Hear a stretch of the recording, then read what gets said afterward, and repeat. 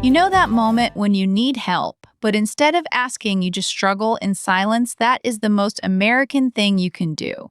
And today, we're going to unpack why that is and how understanding it will completely change the way you speak English. Hey everyone, welcome to Speak Like a Native. I'm Maya. And I'm Leo.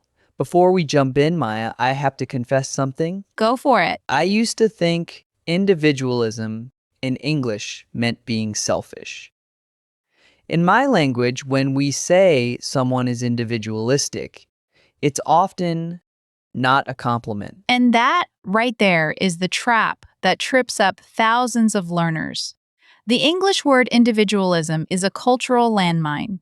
In America, it's not about being selfish, it's about being capable. If you misunderstand this, you might think Americans are cold and unfriendly, when really, they're showing respect in a way that makes perfect sense once you see the code. Okay, so decode it for us. What's the code? The code is self-reliance. In American culture, being able to take care of yourself is one of the highest virtues. It's baked into the language, the workplace, and even how friends interact. There's a phrase that explains everything. Are you ready for it? I'm ready. Pull yourself up by your bootstraps. Pull yourself up by your bootstraps? Wait, what are bootstraps? Good question. Bootstraps are those little loops at the back of tall boots that help you pull them on. So, pulling yourself up by your bootstraps means doing the impossible, lifting yourself into the air by pulling on your own shoes. It means succeeding without anyone else's help, purely through your own effort. And that idea, it's the heartbeat of American English. So if I say, I built this company by pulling myself up by my bootstraps. Then you sound like a classic American success story. You're not bragging, you're describing the ideal. You're saying you worked hard, alone, and you made it. Okay, but let's put this into a real situation. I'm at a new job in the US, and I don't understand the software. My instinct is to immediately ask a coworker for help. Is that wrong? It's not wrong, it's human. But let me paint a picture for you. Imagine you're at your desk, you're struggling. A coworker walks by and asks, "Hey, how's it going?" If you say, "Oh, I'm so lost, can you help me?" Immediately, that's normal in many cultures.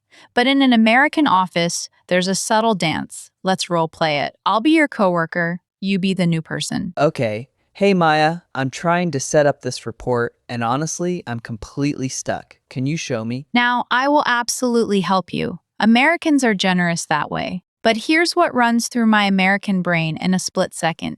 I notice whether you tried first. Let me give you the magic phrase that changes everything. Try this instead. Say, "Hey, I've been working on this report. I've tried X and Y, but I'm hitting a wall. When you have a moment, could I run one question by you?" Oh wow, so I demonstrate that I already tried. Exactly. You showed self-reliance. You showed personal responsibility. You didn't just hand me the problem. You said, "I've been fighting this dragon. I need one small tip to finish the fight myself." That shift in phrasing changes how people see you. They don't see a helpless person. They see a capable person facing a temporary challenge. So instead of help me, it's I've tried A and B. Can you give me a quick pointer? That's it. And when you say that, I'm not just helping you, I'm rooting for you because you've already done the work. Okay, let me try another scenario. This is one from my real life. When I first moved here, I was at a supermarket and I couldn't find an ingredient. I walked up to an employee, pointed at my list, and said, "Excuse me, where is this?" And that worked, right? It worked, but now I'm rethinking it. Was there a more American way to do that? In terms of pure language, you are perfectly fine. But if you want to embody that cultural value, you'd show that you've been looking. You might say, "Excuse me, I've been up and down aisle 5 and I'm striking out. Could you point me toward the capers?" I say I've been searching rather than just where is it. It's a tiny tweak. A tiny tweak with a big impact. It signals I'm competent, I just need a small assist.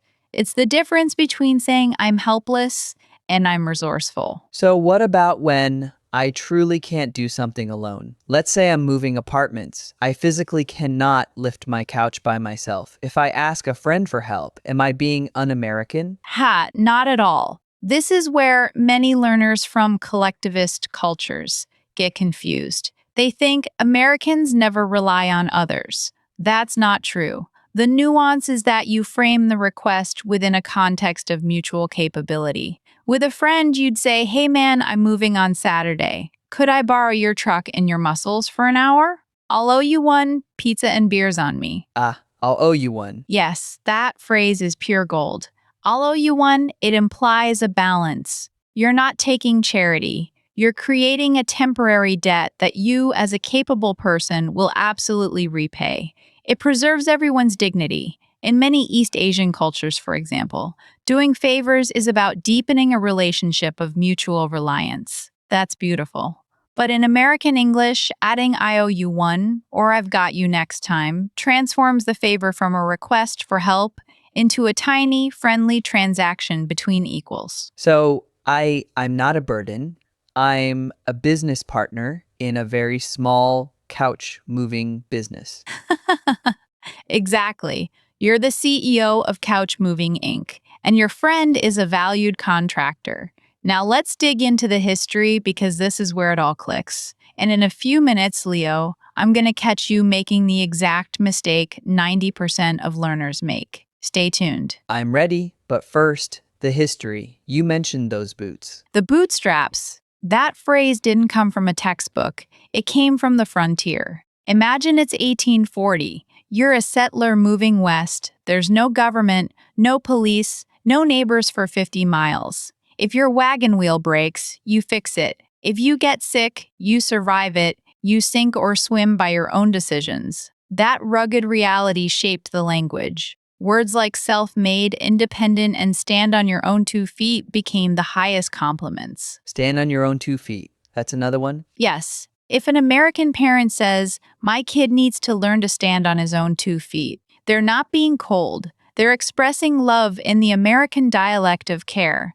They want their child to be strong enough to survive without them. That is the ultimate parental success. In many Latin American and Middle Eastern cultures, family interdependence is the sign of love. Living with your parents into your 20s or 30s can be seen as loyalty and closeness. And that's beautiful. But if a Spanish speaker says, "I live with my parents to take care of them," and an American hears that through their own cultural lens, they might mistakenly think, "Oh, can't they afford to move out?" The American doesn't hear the love. They hear a lack of independence. That cultural filter causes so many misunderstandings. So the lesson here is not to judge either side, but to know the code so you can choose how you present yourself. So when I'm speaking American English, I put on the Self-Reliance glasses. You got it. Now here's the part that surprises most people. This value of self-reliance actually shapes the literal grammar and word choice of American English. It's not just cultural, it's linguistic. It actually changes the grammar? Yes. Let's take a common phrase, "I have to." In many languages, you'd use a passive or indirect form.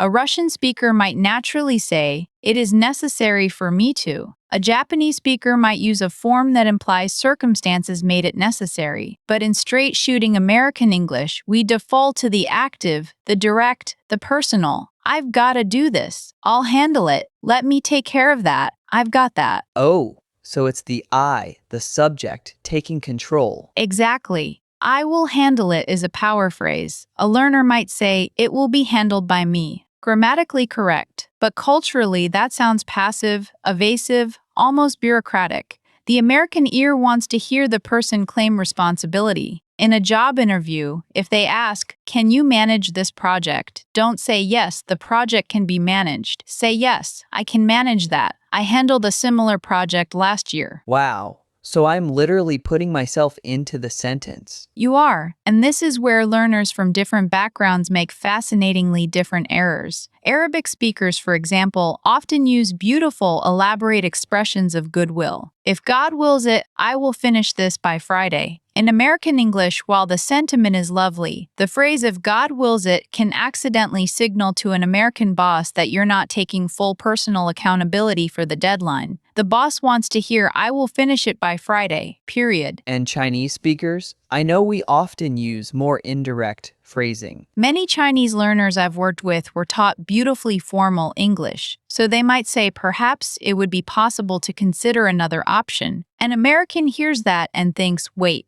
Are you making a suggestion or are you just thinking out loud? Who is going to do this thing? The American wants you to say, I think we should try this. I'll draft the proposal. So I need to be more direct, more me. Own your voice, claim your actions. It's not arrogant in this culture, it's clear, it's trustworthy. And with friends, it's the same. A common mistake many learners make is with invitations. In some European cultures, you refuse an offer of food or a drink 2 or 3 times before accepting to be polite. If you do that with an American, they will simply stop offering.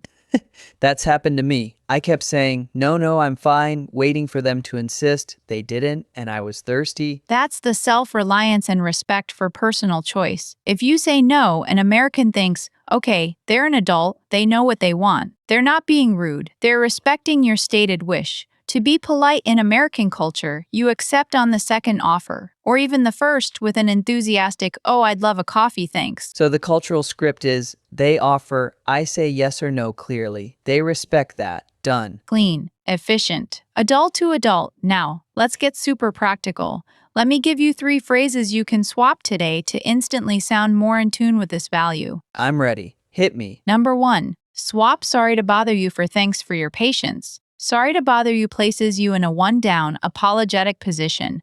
Thanks for your patience implies that you've been working on something, you're capable, and you appreciate the other capable person's time. It's a small upgrade from apology to gratitude. Thanks for your patience. I'm not a bother. I'm a collaborator. Number 2, swap you need to help me for I'd love your take on this.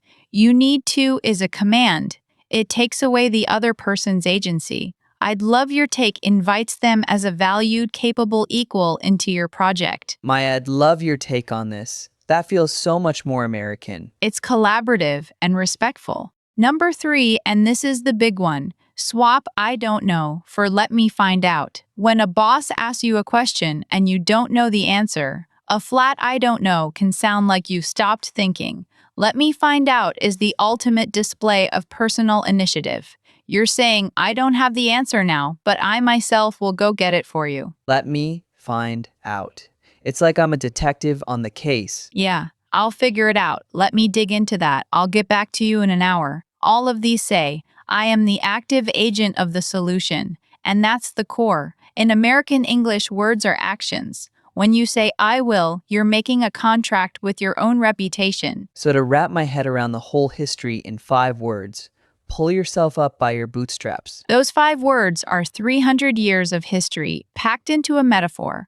From the log cabin to the tech startup in a garage, the story America tells itself is a person alone against the world who succeeds by sheer force of will. Is it the whole truth? No. Is it the cultural ideal that shapes the language? Absolutely. Understanding this, you understand why I'll handle it sounds more American than could you perhaps help me? And this isn't just a history lesson, it's a toolkit for sounding like a real person, not a textbook. Exactly. And if you've been enjoying this culture deep dive and you want us to decode more hidden rules that textbooks never touch, hit that subscribe button and the bell. We release episodes like this every single day in this series. It's the best way to support the show and make sure you never miss a lesson. Subscribe, hit the bell, let's keep going. All right, Maya, in the second half here, I want to challenge myself. Put me in a situation. Let's see if I can sound like a self-reliant, bootstraps pulling American. All right, Leo, role play. You've just started a small online business and you're having coffee with a potential investor. You need money, but you can't sound desperate. Desperation is the opposite of self-reliance. How do you open this conversation? Okay, pressure's on. Hey, thank you so much for meeting me. So, I've launched this business and I've been bootstrapping it myself for about a year. I've managed to get 50 paying customers with no outside money. I feel like I've taken it as far as I can on my own, and I'd love your take on the next big step. Potentially, I'm looking for a partner to help scale this. Leo, that was phenomenal. Really? What did I do right? You hit every note. I've been bootstrapping it. You told the American story of lonely noble struggle. 50 paying customers with no outside money. You proved your personal capability with numbers. I've taken it as far as I can on my own. You admitted the limit of your self-reliance, which makes the ask honorable. And I'd love your take. You invited me in as a respected equal, not a walking wallet. If I were an investor, I'd be reaching for my checkbook right now. I was nervous, but that framework made it so much easier. It's like telling a story where I'm the hero, but I need a guide. That's exactly it. And that story format, I was alone. I worked hard. I hit a wall. Now I seek a partner, is the most persuasive narrative in American business. Okay, let's stick with this. Same scenario, but I make a classic mistake, a learner's mistake. All right, I'm the investor again. Go. Hi. Thank you for meeting me. I'm so sorry. I really need to ask you a huge favor. My business is not doing so well. I have a lot of problems. I hope maybe you can help me. I need some investment. I really need it. Without your help, I can't continue. Oof. I felt the energy drain out of the room. Me too. And I was just saying the words. That was a masterclass in how to trigger an American's discomfort with dependency. You opened with, I'm so sorry, immediately you're a supplicant. My business is not doing so well. You led with failure, not struggle. I really need it. You used the language of desperation, not capability. And without your help, I can't continue. That places your entire survival on me. To an American ear, that's a red flag. I'm not a partner, I'm a lifeboat. And nobody wants to invest in a sinking ship. So, the language of desperation is the enemy of American trust. Exactly. The mistake many learners from more community-oriented cultures make is that they believe expressing great need will compel help. In some cultures it does, it shows trust and humility. In the American framework, it triggers alarm. The unspoken question is, if you can't help yourself, how can I help you? It sounds harsh, but it's a test of agency. So, what should I do instead if I'm genuinely in trouble and I need to ask for help? Frame the challenge, not the desperation. You say, we've hit a rough patch on our user acquisition. I've tried channels A and B, and they didn't scale as fast as we projected. I'm pivoting the strategy, but I need a bridge round to execute. I'd love to show you the new plan and get your feedback. See the difference? I describe the problem as a puzzle to solve, not a cry for rescue. Yes, you're a capable person who has encountered a tough opponent, not a victim. That's the language. Now, before we wrap, I want to give our listeners a single takeaway that they can repeat to themselves every morning. Are you ready? Ready. Today's rule. In American English, self-reliance is a compliment, not an insult. I'll handle it opens more doors than, can you help me? That's so good.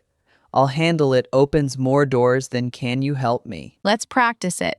I'll say a problem. You say, I'll handle it. Let's do 3. 1. The printer is jammed. I'll handle it. The client is angry about the delay. I'll handle it. We need someone to organize the holiday party. I'll handle it. Wait, actually, I don't want to handle that one. And you've just proved another American value. You can say no. Personal choice. If you don't want to do it, you say, that's not my strong suit. I bet Sarah would love that task. I love that. Freedom to choose. So the final package is take initiative, where you can ask for help by showing your work, and I'll handle it is your new power phrase. Perfect. To all our listeners, here's your challenge for today. The next time you're stuck, maybe you can't find a file, or you're lost in the city, or the English menu is confusing. Before you ask for help, try one thing yourself. Then when you do ask, lead with what you tried. I've been looking everywhere for the station. Could you point me in the right direction? You'll be amazed at the response you get. Try it and let us know how it goes in the comments. We read them and we'll reply. Thanks for being here. And remember, every time you take charge of your learning, you're living the value you just studied. You're pulling yourself up by your own bootstraps to fluency. Love that. See you next time. Bye, everyone.